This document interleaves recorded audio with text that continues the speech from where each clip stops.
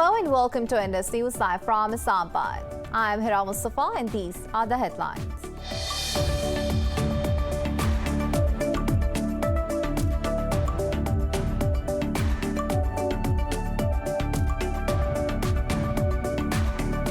In Afghanistan, at least 13 people have been killed. 2 explosions occurred outside the Kabul airport, where thousands have gathered to try to flee the country. According to medics, over 30 people have been wounded, including women and children. This comes after the US and some of its allies warned of a possible attack from ISIS.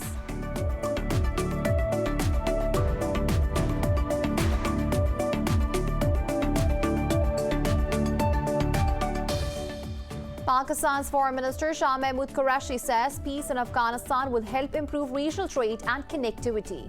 Qureshi was speaking to Iran's Foreign Minister Hussein Amir Abdullahian in Tehran as part of his 3-day regional tour. The Iranian Foreign Minister said his country wants to bolster bilateral ties with Pakistan.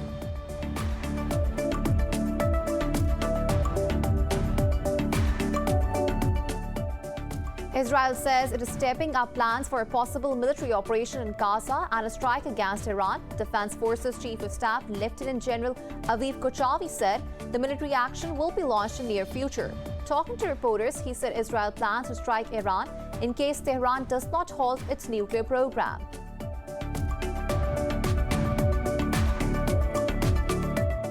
The United States says it will deliver a third tranche of 3.7 million Pfizer doses to Pakistan. This comes as the virus claimed another 85 lives and infected over 45,000 people in the past 24 hours. Meanwhile, Japan has suspended use of about 1.63 million doses of Moderna vaccine after contamination was found in unused vials.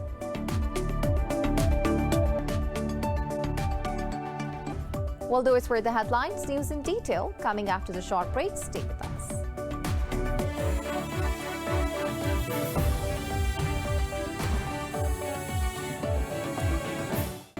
Welcome back. Now the news in detail. In Afghanistan, at least 13 people have been killed as a large explosion occurred outside the Kabul airport, where thousands have gathered to try to flee the country. The initial attack was followed with a second explosion and gunfire on the ground. The explosions appear to be caused by suicide bombs. According to medics, over 30 people have been wounded, including women and children. The Pentagon has also confirmed that the attack has resulted in an unknown number of U.S. and civilian casualties. It comes after the U.S. and some of its allies warned of a possible attack from ISIS. An explosion has occurred outside Kabul's airport, where thousands of people have flocked as they try to flee the Taliban takeover of Afghanistan. Western nations had warned of a possible attack there in the waning days of a massive airlift. And now the reports are coming in that the Taliban security officials, at least 11 has been killed and several others are wounded. In the 11 days since the Taliban took Kabul, the U.S. and its allies have mounted over one of the biggest air evacuations in history, bringing out more than 88,000 people. Pentagon spokesman John Kirby said it was unclear how many casualties were there.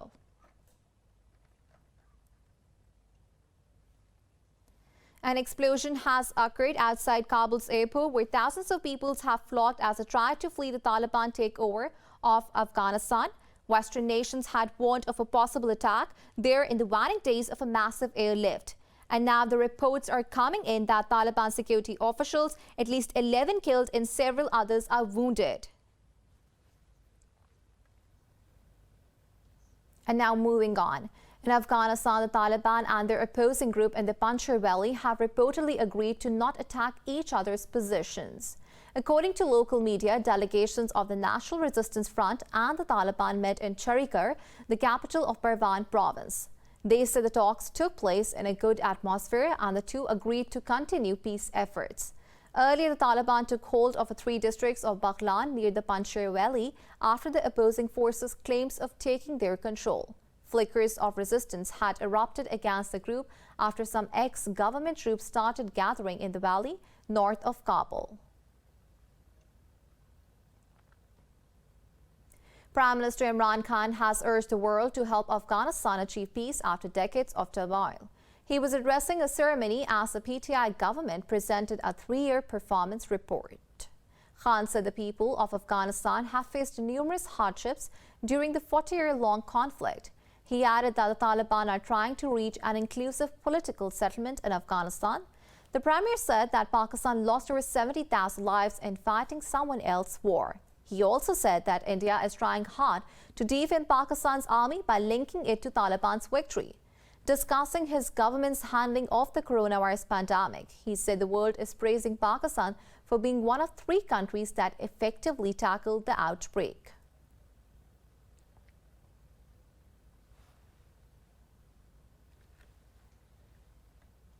Pakistan's Foreign Minister Shah Mahmood Qureshi says peace in Afghanistan will help improve regional trade and connectivity. Qureshi was speaking to Iran's Foreign Minister Hussein Amir Abdullahian in Tehran as part of his 3-day regional tour.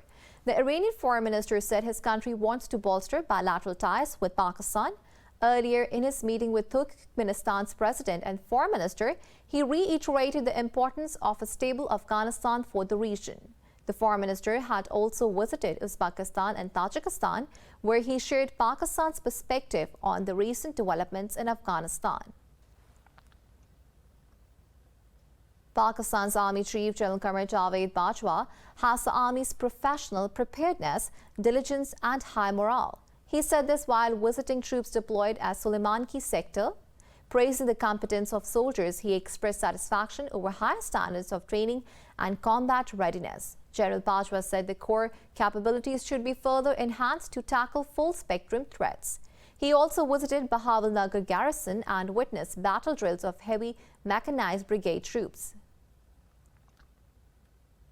An Afghan woman who is also a member of Afghanistan's parliament was deported from India, and that also in a very humiliating manner.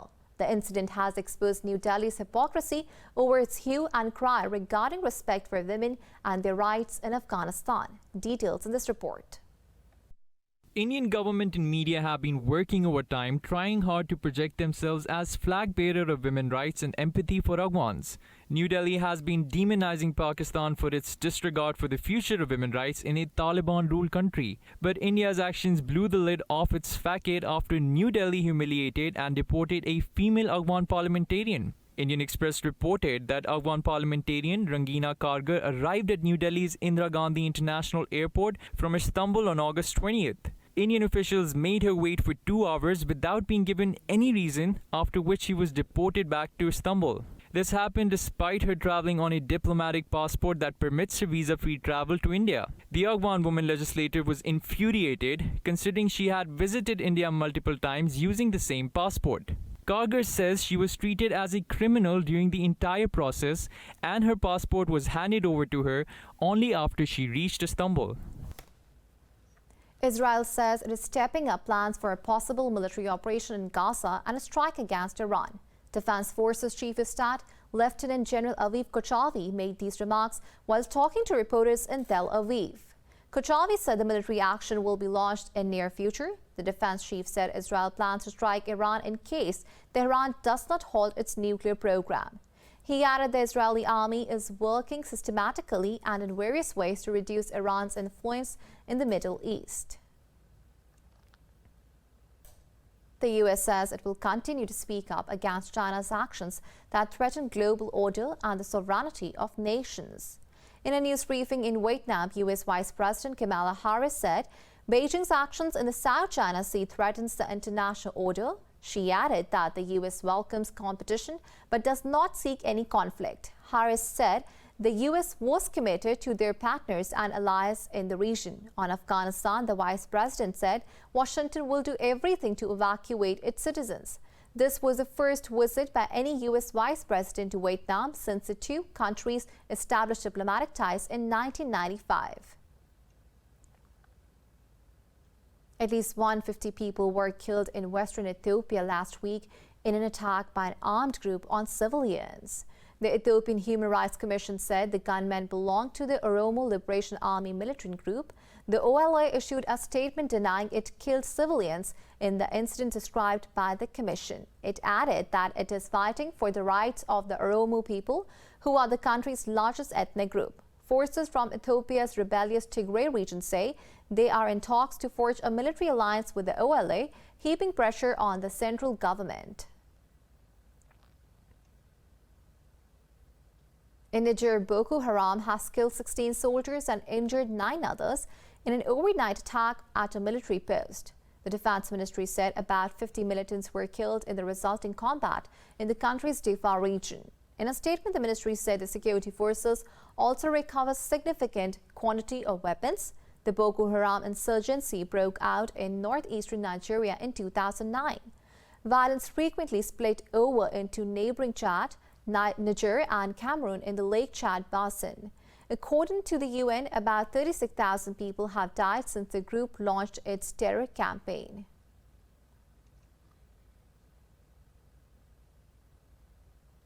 More news stories coming up after the short break. Stay with us.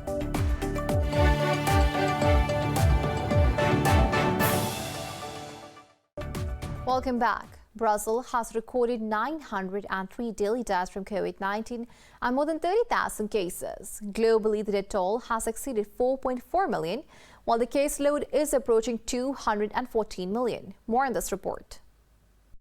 With vaccinations ramped up, COVID-19 still continues to take tens of thousands of lives every day. In India, 607 more people lost their lives, while more than 46,000 were tested positive overnight. Iran recorded a record of daily 709 deaths from the virus as the worst-hit country in the Middle East faces a fifth surge in infections. Meanwhile, the World Health Organization says the data on the benefits and safety of vaccine booster shots is not conclusive yet. In the U.S., health regulators are expected to approve the third shot for adults beginning at least 6 months after full vaccination. New York's governor has revealed 12,000 more people died of the virus than previously counted. Meanwhile, hundreds of people protested in New York City against vaccine mandates. I think you should have the choice whether or not to take the shot. I don't think it's right for the corporations to pressure citizens to taking a shot. The FDA has been wrong before.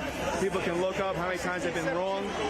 There's a long, long list of drugs that they've had to recall over time. Why is this any different?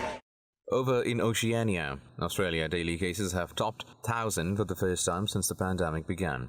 Hospitals in Sydney have set up emergency outdoor tents to help deal with a rise in patients. Meanwhile, New Zealand reported 68 cases overnight as the entire country of 5 million remains at home under a strict lockdown. Prime Minister Jacinda Ardern says the curbs have helped to limit Delta's spread even as the number of new cases have risen. As you heard today, we are in a very similar place to yesterday.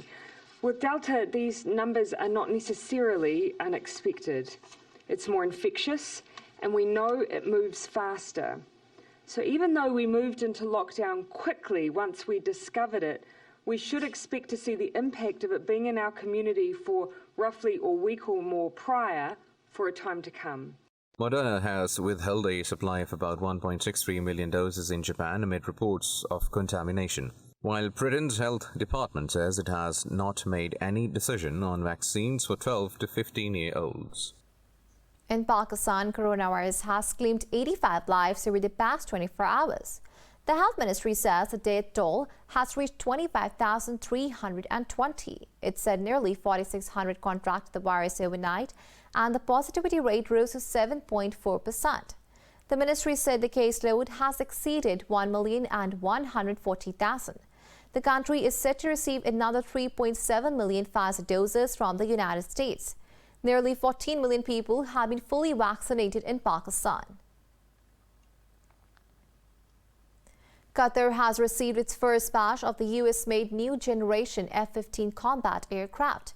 Defense Minister Khalid bin Mohammed Al Attiyah said Doha is acquiring the aircraft for defense purposes. He said the new aircraft have better combat specifications and are faster than the older F-15s. Al Attiyah said that the relationship between the US and Qatar is critical to the stability and security of the region. Qatar signed agreements to buy warplanes from the US and some European nations in 2017 after a political dispute broke out with its neighbors. China will host the first Shared Future 2021 international peacekeeping military exercise from September 6 to 15th. The Defense Ministry said the exercises involve more than 1,000 troops from different countries. It also added that troops from Pakistan, Thailand, and Mongolia will be part of the drills. Infantry, engineering, transport, medical, and fast reaction forces will participate. Meanwhile, the Chinese military will also hold large-scale drills in the Tibet Plateau region. In Japan, former Foreign Minister Fumio Kishida has challenged Prime Minister Yoshihide Suga for the leadership of the ruling party. This comes as the premier struggles with crumbling approval rates ahead of a general election. She has also called for an extra budget to be compiled as soon as possible to tackle the coronavirus pandemic. Earlier, Suga reaffirmed he would seek re-election in the September 29 race for Liberal Democratic Party president. The winner is virtually assured of becoming the next prime minister because of the party's majority in Parliament's lower house. In Colombia, roads have turned to rivers after swathes of the country were hit with a deluge of rain that has flooded homes. Rivers have swelled over into the local communities. More rain is predicted as the La Nina weather phenomena kicks off in September. In Guaranda City, locals made their way through streets with the help of canoes. Torrential rains have killed dozens of people across the country, besides damaging thousands of homes. In Venezuela, at least 20 people have died after intense rains caused mudslides and floods in the western state of Merida. Authorities say more than 1,200 houses have been destroyed and 17 people remain missing. They say work is underway to restore telephone service in some areas.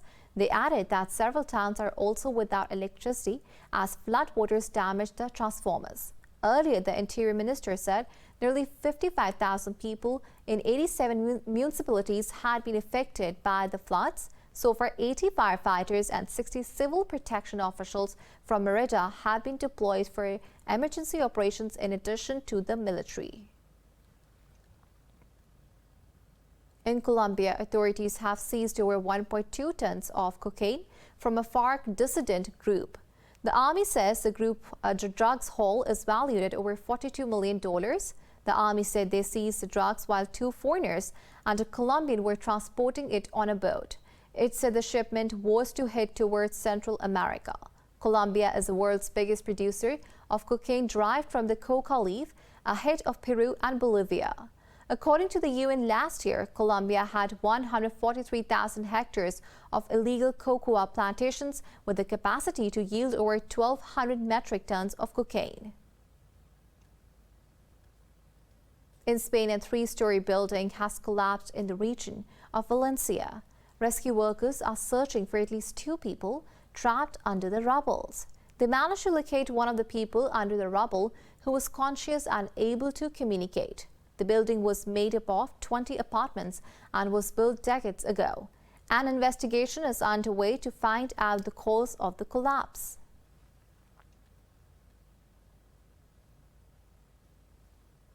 A Czech runner has died from his injuries after falling at the Ultra Trail du Mont Blanc's TDS mountain race. The organizers say the incident occurred on the descent known to be very difficult. The TDS is one of the many Ultra Trail du Mont Blanc events taking place in the vicinity of the highest mountain in the Alps. It features 1,600 participants in a 145-kilometer run with 9,100 meters of altitude gain across the Italian and French Alps. This is the first fatal accident on a UTMB race since the creation of the sporting event 18 years ago. In the U.S., a court has upheld the conviction and death sentence of white supremacist Dylan Roof in a case of killing 9 black people in 2015. The 3-judge federal appeals court said the legal record cannot even capture the full horror of what he did. A unanimous panel rejected arguments that the white man should have been ruled incompetent to stand trial. The Fourth Circuit found that the trial judge did not commit an error when he found Roof was competent to stand trial. The panel added that Roof's crimes qualify him for the harshest penalty that a just society can impose. Earlier in 2016, a jury found Roof guilty of 33 federal charges of the mass shooting at church and later on sentenced him to death. In Bolivia, wildfires have killed dozens of animals in the Nembe Guasu Conservation Area in the Santa Cruz Department. Fauna such as tortoises, armadillos and various species of birds died intoxicated by carbon monoxide. The conservation area is located within the indigenous municipality of Charagua. Authorities say almost 600,000 hectares had been burned. 9 municipalities, including Charagua, have declared a state of emergency. 73% of the department is at extreme risk of forest fires due to high temperatures, strong winds and drought. And now it's time to take a short break. Stay with us.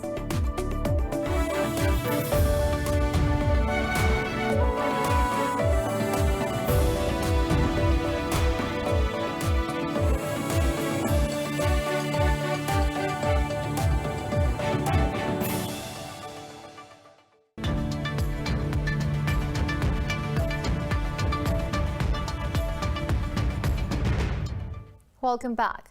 The U.S. stocks have dropped as investors await the Federal Reserve's annual summit symposium on Friday. The Labor Department data shows initial jobless claims have reached over 350,000. All the major businesses landed in negative territories. Meanwhile, the oil prices also declined amid renewed concerns about demand recovery.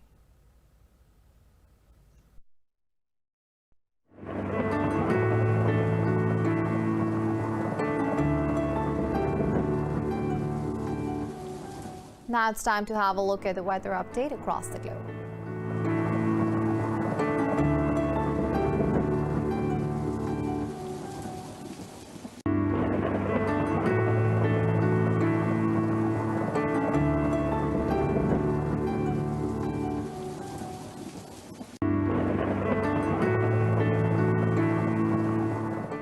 For the latest updates, you can follow us on social media at indus.news.